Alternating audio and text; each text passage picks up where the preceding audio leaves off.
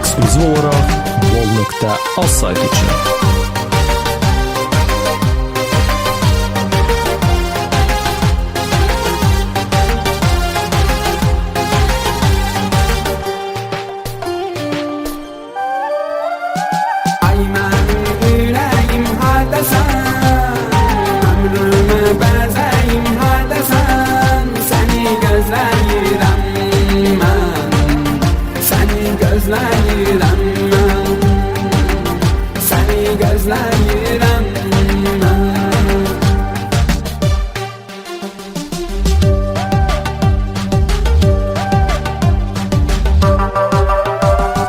Tawfiq Production təqdim edir. Sen yanımda olmamısan, etekmişem bilmemişsen, uydu vermişsen, gedenden niye kaydı gelmemişsen, sensiz akan gözyaşımı her damlası sana göre.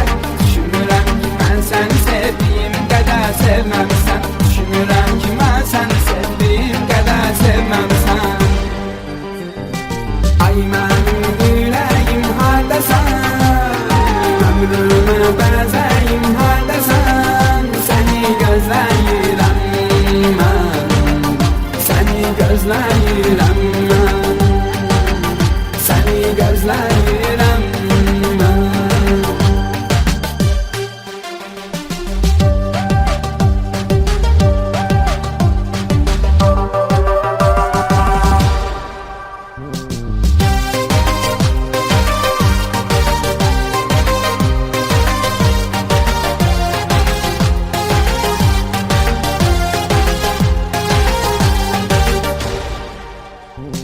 Səni hamıdan çox sevərək, hamıdan çox inanırdım. Xəyalımla yuxuya gedib, yuxularından oyanırdım. Bəs indi sənsizliyə mən necə öyrəşim ürəyim. Ən çətin anlarda belə tək sənə xalanırdım. Ən çətin anlarda belə tək sənə xalanırdım. Ay mənim ürəyim hardasan, ömrümü bəzəyim hardasan, səni gözləyirəm mən, səni gözləyirəm mən, səni gözləyirəm mən.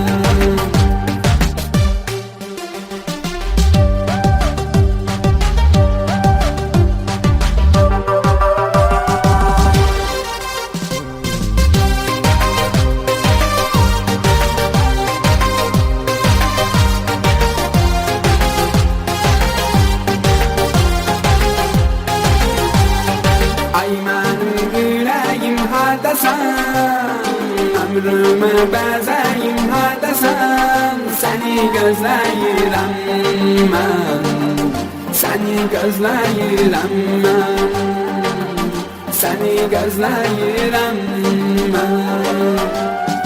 Ay mənim ürəyim hardasan, ömrümü bəzəyim hardasan, səni gözləyirəm mən, səni gözləyirəm. Ən yeni mahnılar vol.az saytında.